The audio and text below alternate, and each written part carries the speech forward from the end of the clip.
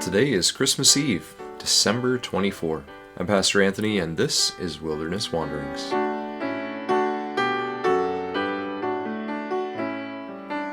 Today our final text comes from Ruth chapter 4 once again.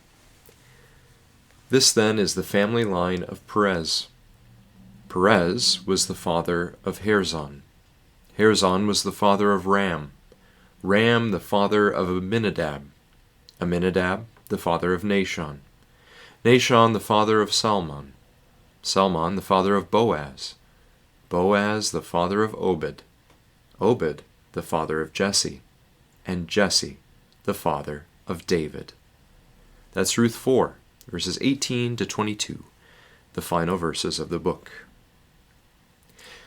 This little tagged-on genealogy that ends the book of Ruth is interesting. It's interesting because the final two lines of it are repeated from yesterday's text. One wonders why it needed to be said twice.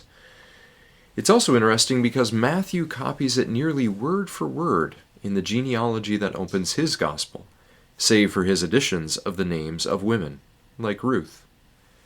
Matthew also tantalizingly tells us that Boaz's own mother was Rahab, the prostitute who saved the spies in Jericho. Somehow Matthew knows something the book of Ruth didn't care to tell us. Lastly, this genealogy is also interesting because it is factually incorrect. A quick read of 1 Chronicles 2 will tell you that a few generations have been left out of the list. So, why is this list here in this particular shortened form? A few reasons. We already heard of the story of Judah and Tamar when we talked about the blessing given by the people to Ruth and Boaz.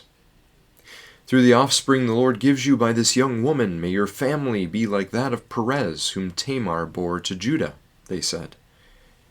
Here then is our first name in the genealogy, Perez.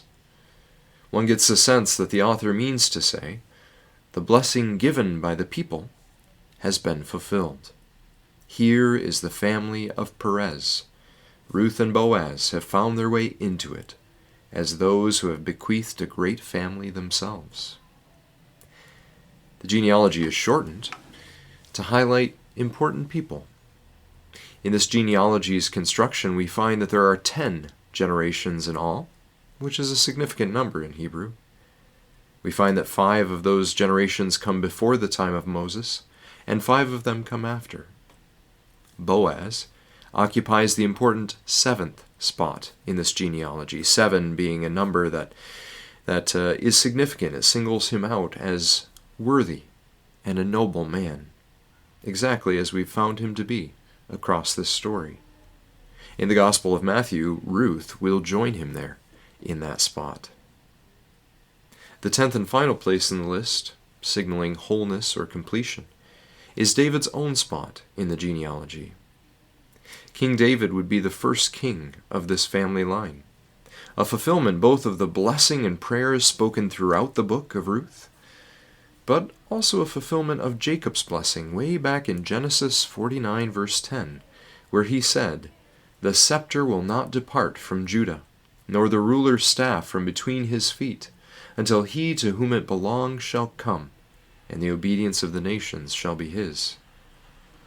Despite the threats of barrenness and famine that dominated this story, the Lord again acted to bring this word of promise and prophecy to pass. Through Ruth and Boaz, a ruler would indeed emerge from Judah, a king after God's own heart, just like his forebears. David, of course, would not be the last to follow God's own heart, nor would he be the last fulfillment of these promises. As Matthew reminds us by picking this exact same genealogy in the opening verses of his gospel, the one to whom the scepter finally belongs is not David, but Jesus, the Christ. In the fullness of time, God will use the overflowing generosity of ancestors like Boaz and Ruth to accomplish his own work of overflowing generosity in Jesus. His own work not just of generosity, but of redemption. Tomorrow we celebrate this work of God and generous fulfillment of all His promises and blessings again.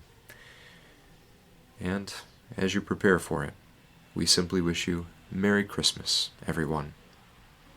Go with God's blessing into this special day of celebration ahead. May the peace of the Lord Christ go with you, wherever He may send you. May He guide you through the wilderness, protect you through the storm. May He bring you home rejoicing at the wonders He has shown you. May He bring you home rejoicing once again into our doors.